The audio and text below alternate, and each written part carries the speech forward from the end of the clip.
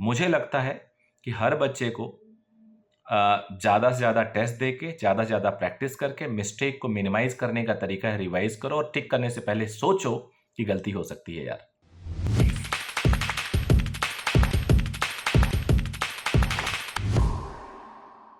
Hello बच्चों, NEET exam sir पे है, यानी अब तो आपको पता है हम लोग अप्रैल में आ चुके हैं और वो मई में है, मई के पहले संडे पे 5 मई को है। तो अब थोड़ी टेंशन बढ़ रही है, पेरेंट्स की भी बढ़ रही है और बच्चों की भी बढ़ रही है। इस वीडियो में आज मैं टैकल करने वाला हूं कि आपकी जो सिली मिस्टेक्स होती हैं, छोटी छोटे मिस्टेक्स होते हैं, या फिर कोई आता हुआ क्वेश्चन सोचा कुछ और था, लिखा कुछ और था, टिक कुछ और करके आ गए, इससे कैसे हम दूर करें, इसे कैसे हम इम्प्रूव करें, और कैसे इंश्योर करें कि एटलीस्ट जो मुझे आता है वो एग्जाम में मैं गलत करके नहीं आऊंगा या नहीं आऊंगी। तो आगे बढ़ने से पहले सब लोग चैनल को सब्सक्राइब कर लेना। मेरा नाम मिश्रा सर है, आपको पता ही है। तो चलिए स्टार्ट करते हैं एक स्टूडेंट से जो कल हमारे यहाँ ऑल इंडिया टेस्ट सीरीज था संडे को, और मैंने एक छोटा सा वीडियो बताया था कि काफ़ी अच्छा रिस्पॉन्स है इस टेस्ट में, बहुत सारे बच्चे आए, पेपर कम पड़ गया क्योंकि बच्चे इससे पहले कम आ रहे थे, एकाएक स्ट्रेंथ बढ़ी। हो सकता है वो सोचे हों कि अब तो सीरियस होकर टेस्ट दे लेते हैं, और मैं भी काफ़ी जागरूक कर रहा हूँ। तो एक स्टूडेंट है, उसका काल्पनिक नाम ले लेता हूँ मैं, आकृति शुक्ला मान लो। आकृति शुक्ला पेपर डिस्कस कर रही थी क्लास में, तो एक क्वेश्चन आया था कि विस्कोसिटी ऑफ गैसेस टेम्परेचर के साथ बढ़ता है या घटता है। तो लिक्विड की विस्कोसिटी घटती है, आपको पता है, गैसेस की विस्कोसिटी बढ़ती है। तो उस बच्चे ने घटना बोल दिया, although she knew the things, उसे पहले से पता था। तो ये एक हल्का सा स्लाइट मिस्टेक हुआ उस बच्चे से, and she is a good student.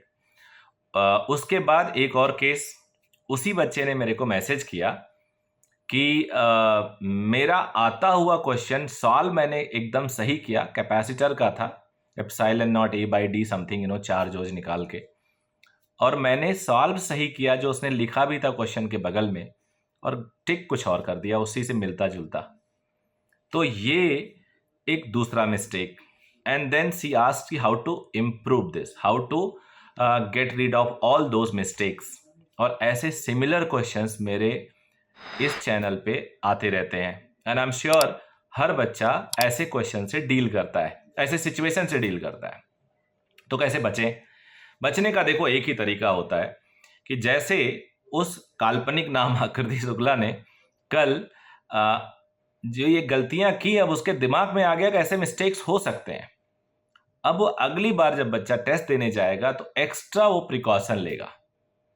और मेरा भी जो सजेशन उस बच्चे को था वो यही था, इनफैक्ट मल्टीपल टेस्ट देते ही इसीलिए हैं जिससे कि आप, ध्यान देना, मल्टीपल टेस्ट देते ही इसीलिए हैं उससे आप ज्यादा से ज्यादा अपनी गलतियां पकड़ सके और मेन एग्जाम में गलती ना हो, और हमें पता चल जाए कि how many mistakes are there, कितनी गलतियां हो सकती हैं, कितनी तरह की गलतियां होती हैं दुनिया में। जितने ज्यादा टेस्ट देते हैं उतनी ज्यादा वो पता चलती रहती हैं। आप अच्छे से सोचो, जो पहला मॉक में आप टेस्ट में गलती करते हो या कोई भी टेस्ट हो, क्या आखिरी में भी वही गलती करते हो?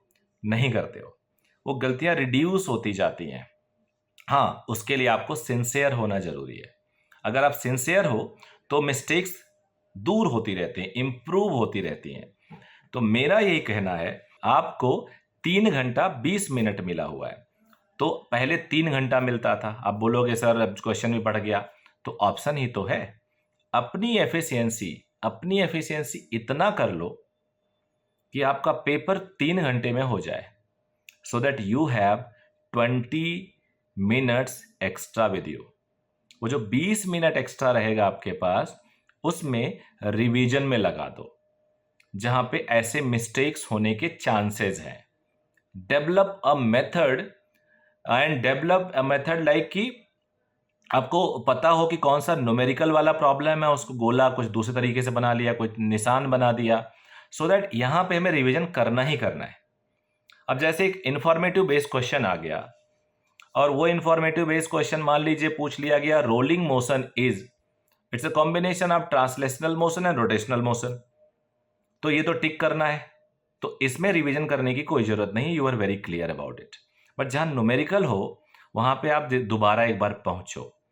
और इस गलती से, जो आकृति शुक्ला काल्पनिक नाम है, इस गलती से आप एक चीज़ और सीखो कि आप हर क्वेश्चन को टिक करने से पहले, उसके आंसर को टिक करने से पहले, गोला भरने से पहले एक निगाह और डालोगे अपने सॉल्यूशन पे, और ये दिमाग में रखोगे कि ऐसी गलतियां होती हैं।